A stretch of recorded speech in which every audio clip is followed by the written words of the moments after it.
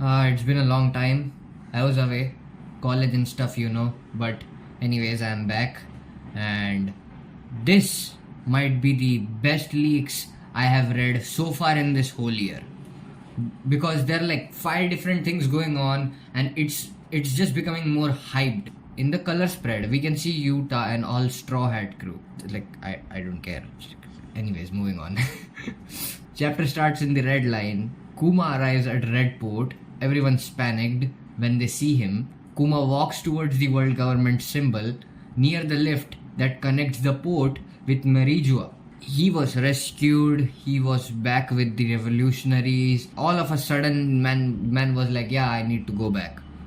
All this thing for like nothing. I have no idea about this Kuma situation.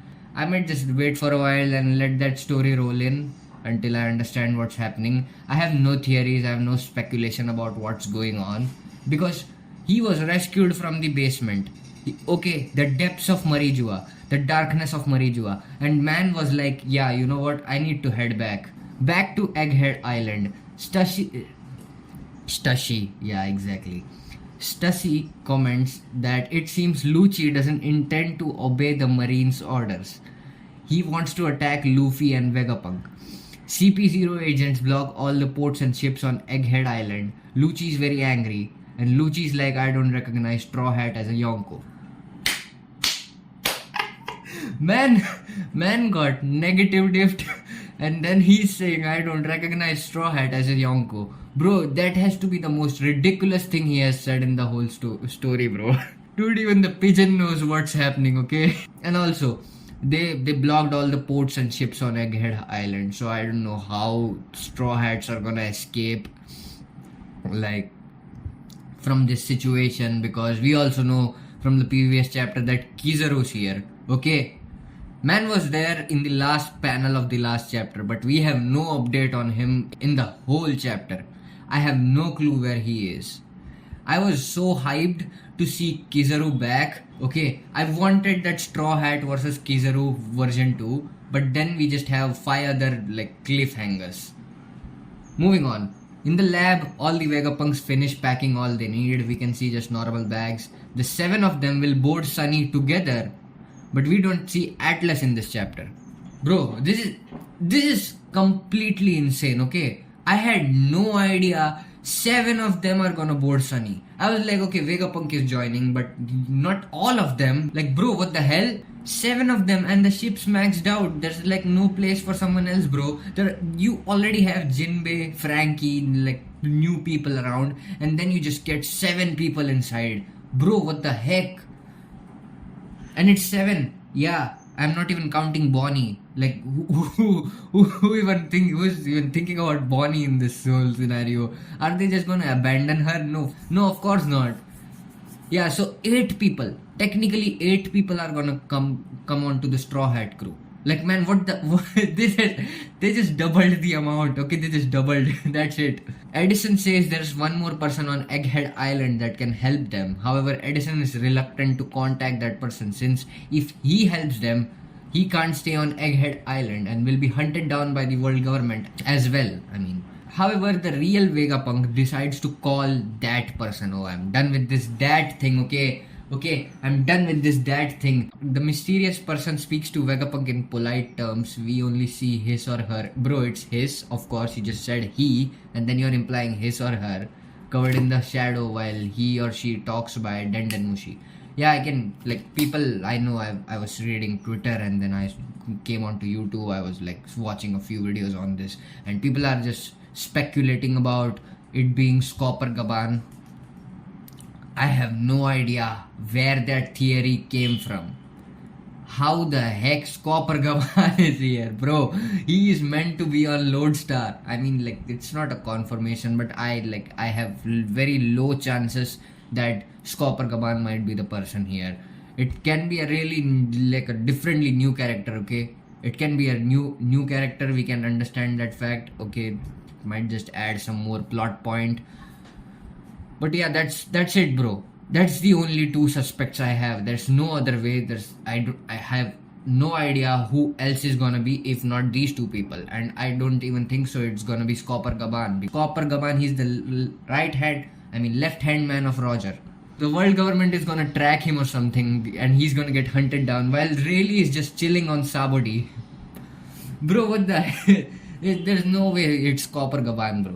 It's looks so logical, because if he was the guy, he might be roaming freely on Egghead Island already. Vegapunk seems confident that this mysterious person can take care of CP0 while they get away from the island. Mysterious person, I have been waiting for your order. Of course, I will help. I have no clue who this is. I have no clue who this is. It can be a new character. It can be Gaban, as people are suspecting. Suddenly, the Frontier Dome disappears, although no one in the control room did anything. Lucci wonders if this is a trap. Stussy seems confused too. CP0 uses Geppo to approach the lab. Only Lucci, Kaku, and Stussy, all Seraphim, stay with CP0 agents. Pythagoras turns the Frontier Dome back, but CP0 are already inside. CP0 sees the Thousand Sunny at the entrance of Labo Phase, and Lucci orders Kaku to destroy the ship. Kaku is about to destroy the Sunny with Rankyoku, but Zoro wakes up and blocks the attack. Zoro and Kaku's fight lasts around 3 panels, but Kaku looks panicked. I was waiting for the giraffe and the swordsman combo to come back. After we have Luffy and Lucci, now this is Kaku and Zoro. But yeah, Kaku just shoots out a Rankyoku, which looks like double the size of the ship, and Zoro just tanks it with a sword. I've seen that panel somewhere on Twitter, and Kaku's panicked. Yeah, and not like Lucci, who's like overconfident and like flexing his ass off and like, oh god, Luffy is not Yonko, you know. This is the best part in the whole leaks. Okay, cut to Kid's crew, second best. Cut to Kid's crew, they are approaching Elbaf. We see a massive island silhouette in the mist. Kid is very excited and he says Elbaf. You know, it seems so obvious right now that Elbaf is guarded by Shanks himself, and there is a reason he guards it, and it might be just because the poneglyph on the Fishman Island is transported to Elbaf. This thing just making it too obvious that just after Egghead we are just going for Elbaf. The main course hasn't even been served, bro. This was just starters, you know. Cut now to Marine Base G14. Vice Admiral Doll is arguing with someone on Dendenmushi. She says all the ships must head to Egghead Island now. They can't spend their forces anywhere else right now. The person she is speaking to is Garp. Garp says, I have just arrived. Doll, what? In the last page of the chapter, Garp's ship arrive at G14 port. Helmeppo and Hibari are crying on the port, and Garp says, get on Helmeppo, let's go beat up those pirates and rescue Kobe. End of chapter, break next week. The Garp and Blackbeard, this was the thing I was waiting. Just when Kobe was kidnapped, I knew something was happening. Okay, someone has to save it. Of course, it's not Luffy. It might be Luffy, I don't know. And this is going to be the most important fights of all time.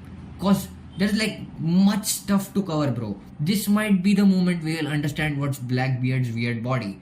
And this is definitely the moment we'll understand what and who was Zebek. Cause the man who killed Zebek is Garp, and he's the only guy who knows this stuff. And then there is this MF who has Zebek named all over it and just chasing clout in the name of him. And I don't know, maybe there's a situation Garp might even get killed, okay, and this death might even affect more than Ace's death in the whole series. I don't know, I'm hyped for this Garp versus Blackbeard situation. And that was it. I'll meet you next time. Bye bye.